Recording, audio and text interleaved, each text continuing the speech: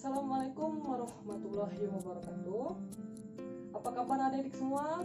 Pastinya sehat walafiat di rumah ya.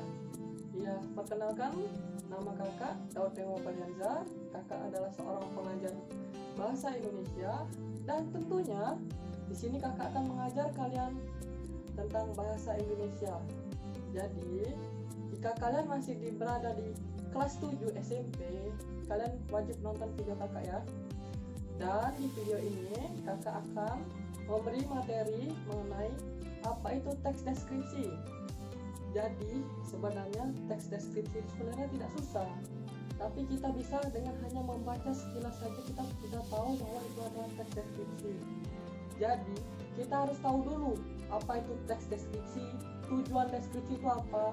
Jadi teks deskripsi itu adalah penggambaran suatu objek atau suatu keadaan yang digambarkan secara sangat rinci, dan tujuan dari deskripsi itu adalah untuk merangsang indera pembaca. Contoh teksnya itu seakan-akan adik itu berada di sana, karena kan adik itu melihat, menyentuh, merasakan apa yang ada di dalam teks tersebut.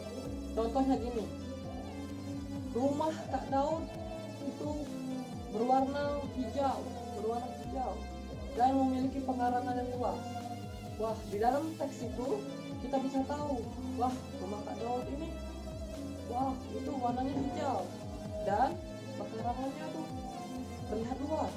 Jadi pembaca itu bisa merasakan bahwa, wah, ini memiliki warna, bisa merasakan warnanya, bisa, wah, warnanya hijau, itu seperti itu. Baiklah, kita lanjut ke ciri-ciri teks deskripsi. Dengan hanya membaca satu atau dua kalimat saja, adik-adik sudah bisa langsung menentukan bahwa itu teks deskripsi. Ya, salah satu teks deskripsi ini adalah yang menggambarkan suatu objek yang digambarkan secara rinci dan bersifat subjektif.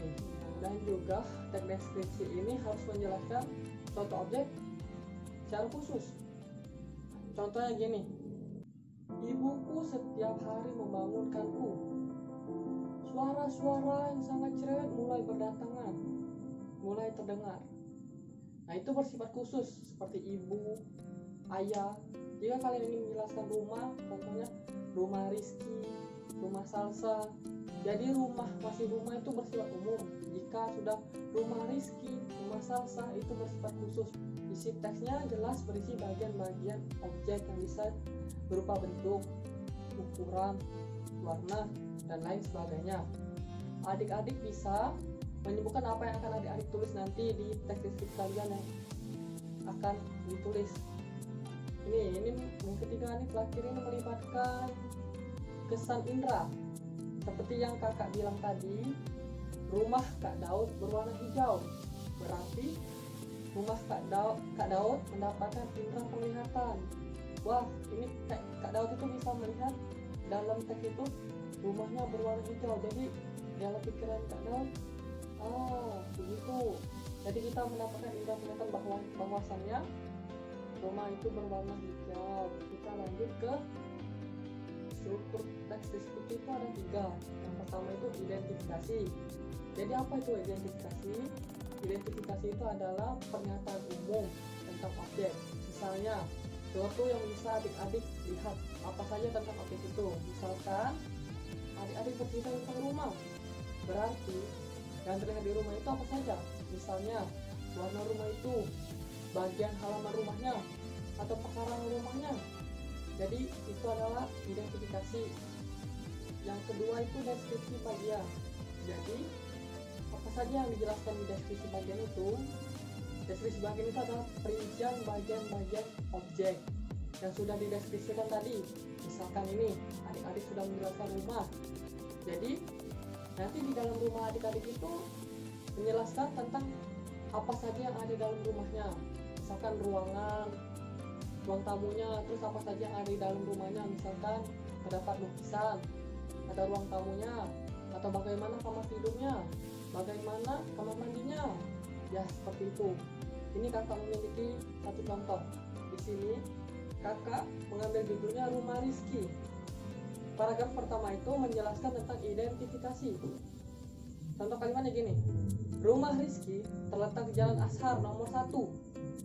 Dari depan rumahnya terlihat teras yang begitu luas. Warna rumahnya cukup mencolok, yaitu biru.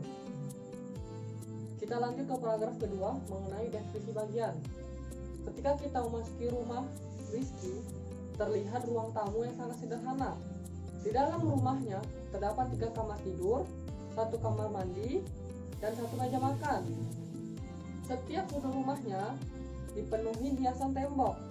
Nah, mudah kan? Itu adalah salah satu contoh teks deskripsi. Nah, bagaimana adik-adik? Gampang kan belajar teks deskripsi? Kakak yakin adik-adik mampu memahami penjelasan yang kakak berikan tadi. Dan yang penting, agar adik-adik semakin terlatih, banyak-banyaklah membaca cerpen, novel, puisi, dan lain-lain sebagainya. Dan belajar juga menuliskan, karena kita belajar bahasa Indonesia bisa memahami karena kita terus mengulang-ulangnya. Jadi semakin kita banyak mengulang, kita akan semakin paham dengan materi tersebut. Oke adik-adik, terima kasih. Semoga adik-adik paham. Akhir kata, kakak pamit. Assalamualaikum warahmatullahi wabarakatuh.